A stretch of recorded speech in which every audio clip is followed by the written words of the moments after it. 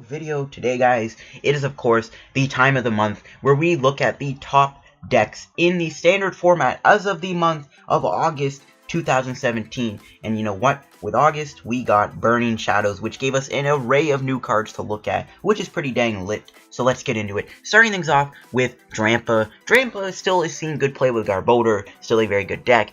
Then also we got Drampa Zoroark. Didn't see as much play. People are scared of using Zoroark because Gardevoir. But of course Drampa is still a good card. Big Wheel is a very good GX attack. Berserk is a very good attack. Even though we're losing Magma's base, Potown is just as good, if not better.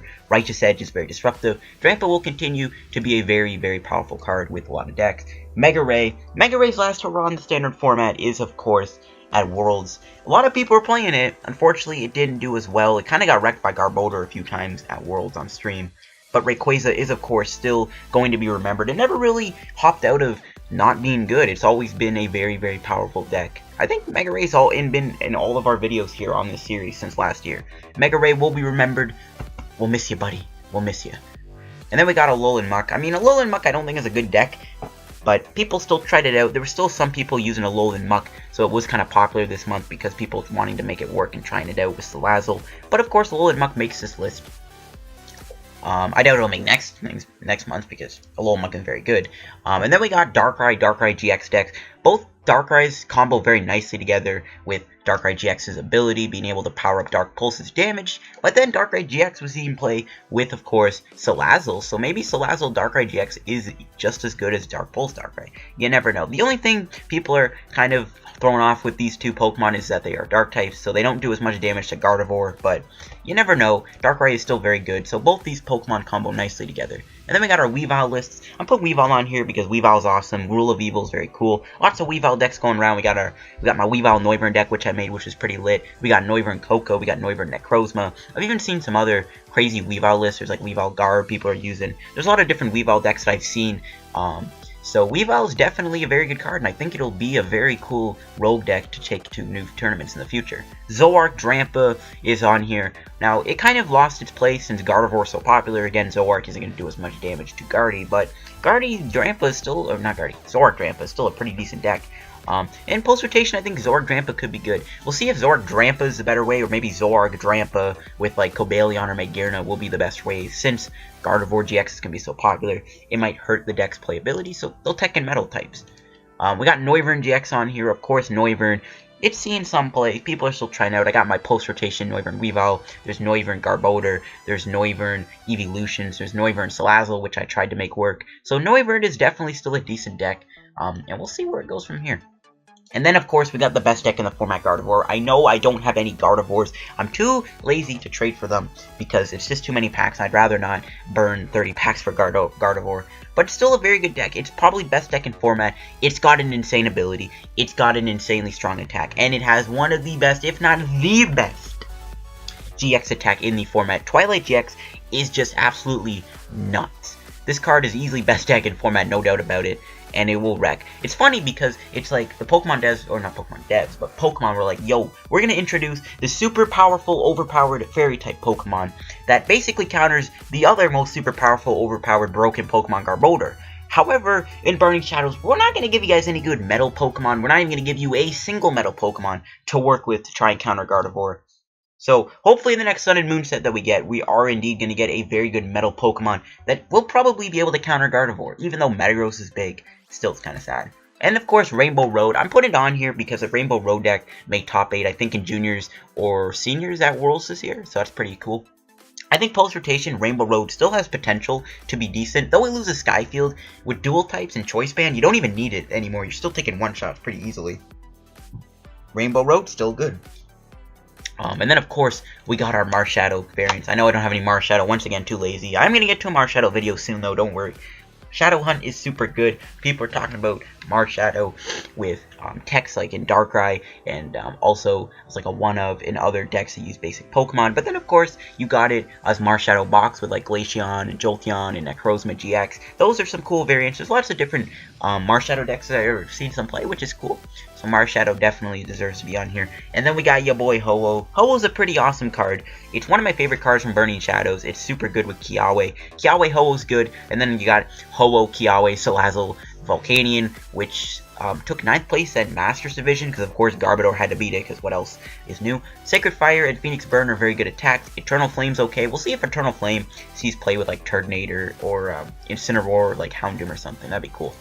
And then we got our Salazzle variant. Salazzle Lurantis is a deck that I made that I really like. Then, of course, you got Salazzle with Volcanion and Ho-Oh. Salazzle Raticate is pretty decent. So, Salazzle's an interesting card. Definitely is a very cool card that could be a very secret deck. You never know. And then we got Turtonator, of course. Turtonator is basically a tech in Volcanion. I like Turtonator for Nitro Tank in Ho-Oh Kiawe, though, too.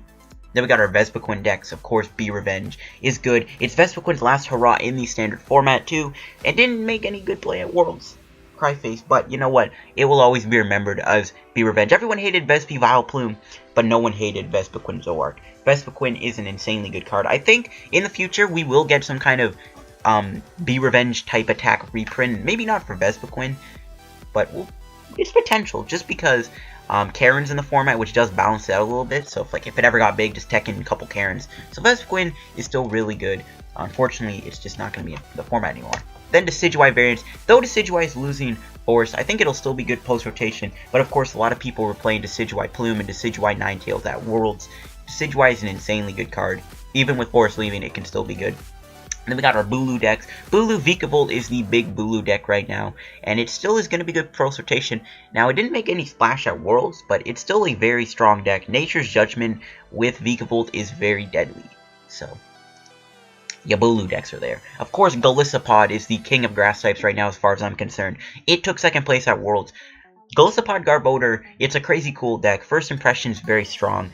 Armor Press is good. Crossing Cut is so good that it even combos with First Impression. Golisopod is an insanely good card. It's gone up in price recently since its performance at the Worlds this year. So Golisopod, of course, is another great deck. Probably one of the best decks in the format. Then, of course, you got your Vikavolt variants. I wanted to make Vikavolt Ninetales before Worlds, so I was going to title the video, The Deck I Would Take to Worlds. But, of course, I was too lazy and forgot. But, of course, Vikavolt with Bulu is super good. We'll see where Vikavolt goes in the future if it finds another new partner in some new sets. Then we got our Koko decks. A lot of hype for Koko thanks to Acerola and Super Scoop Up. Unfortunately, Koko never saw play at Worlds, but I think Koko is still a good deck. A lot of people are playing it right now to see if it's really that good with Super Scoop Up and Acerola. Of course, Metagross. A lot of people played Metagross to Worlds because they expected Gardevoir. Yet Metagross didn't perform that well. It didn't make any top 8. So I don't know if Metagross is truly good. Though it gained a new partner with Necrozma. We'll see if Metagross is able to keep it stable in the new format. I just rhymed there. But, you know, it's the thing with Metagross. I think it's still good. And, yeah, it's definitely great since it counters Gardevoir. And, of course, we got Necrozma. A lot of people are playing Necrozma just for Black Ray, which is an insane GX attack. And, of course, it's seen a lot of play with Metagross for Prismatic Burst. Necrozma Metagross is very good and underrated. Necrozma is just an all-around averagely good card. I just said average, but it's all-around solid card. Lele, of course, it's not like a Lele deck is seen play, but everyone's playing Lele in their list. A lot of people are playing 3 Leles, even with VS Seeker, because Wonder Tag is such a strong ability. Energy Drive is such good attack. Tapu Cure is even pretty good, too. So, Lele, of course, has to be on here. Of course, you got the annoying Garbodor lists. One day, Garbodor will just leave the format. One day. One day, we can only pray. We can only pray. But, of course, Garbodor is here. Trashalanche is super good. Garbodor kind of gets countered by Gardevoir, but yet it still performed really well. It even keeps your boy Mega Ray out of the top lists. We'll see what happens with Garb in the future. And then we got Alolan Ninetales. Alolan Ninetales is also an awesome card. It gains a new partner with the Burning Shadows Alolan Ninetales, but it did win Worlds in the Seniors Division. So there is something there with Alolan Ninetales. Blizzard Edge and Ice Blade and Ice Path are all very good attacks, used in different ways. Of course, Ice Blade is with Decidueye, Blizzard Edge is with Ninetales Aqua Patch, and then Ice Path is just used in general. Ninetales is awesome, and I'm excited to see where it goes in the future. And then we got our Eeveelutions. Vaporeon and Flareon, of course, see some play in those Stage 1 decks because, of course, it gives you different typings, Water, Volcanion, Fire, Decidueye.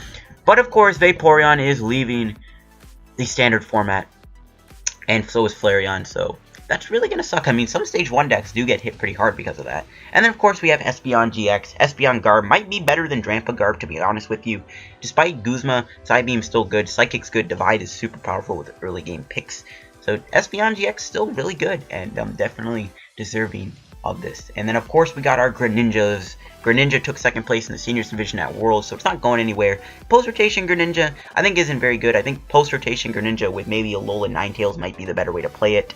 So I might make a video on that. Probably will. Greninja is still awesome. We'll see where it goes with post-rotation, despite taking second at Worlds.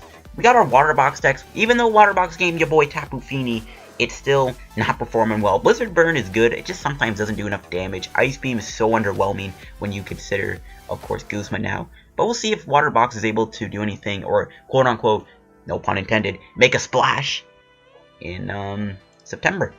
And for rounding out the video, we got Volcanion lists. Of course, Volk is on here. Steam Up is really, really good. Volcanic Heat is also really, really good. Volcanion Turtonator is good. Volcanion Ho-Oh Salazzle is good. Took 9th at Worlds. Volk is still going to be super insane with the post-rotation. It ain't going anywhere. Of course, we got some honorable mentions. I guess really the only honorable mention that I'll give it to is Gyarados. I didn't put Gyarados on here because nobody really wanted to play it, because obviously Gyarados is super weak to Decidueye, and it's super weak to Koko, it's super weak to, you know, Espeon GX, so no one really wanted to bring Gyarados. It still got some hype, but not really. I just didn't want to put it on here because people were scared of playing it. That's really about it for honorable mentions, I guess. Maybe another honorable mention we could give it to is maybe something like Vileplume, because Marshadow, Vileplume is getting hype, I don't know. But, of course, this is the best decks in the standard format as of August 2017. Did I miss any cards? Let me know in the comments down below. Thanks for watching, guys. Subscribe to help me hit 2,000 subscribers. It'd be greatly appreciated. Thanks for watching. I'll see you guys later. Peace out.